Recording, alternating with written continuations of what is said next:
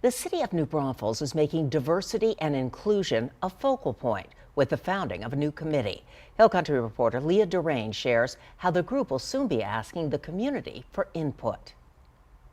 This is an issue that is affecting America. New Braunfels Mayor Rusty Brockman hopes 2020 is the start to a new habit where community members and leaders tackle tough topics together. Race, religion, gender, socioeconomics, ethnicity, and other diversity dimensions.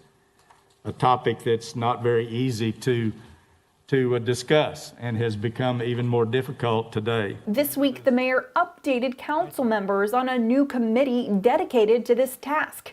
Efforts to form the group began in June. The Diversity and Inclusion Committee is made up of 27 people. It includes a UTSA professor who researches diversity awareness, city staff, local school district superintendents, and business leaders from various backgrounds. The group will have its third formal meeting next week. That will be to review and hopefully approve the purpose statement, and then also approve the survey to get out to our community. Mayor Brockman hopes the upcoming community survey sheds light on areas where the group can make an impact. This is going to be a committee, a forum that will continue to meet, hopefully for many years to come. We will continue to have a need for conversation with one another about our differences and how can we work and live and play together.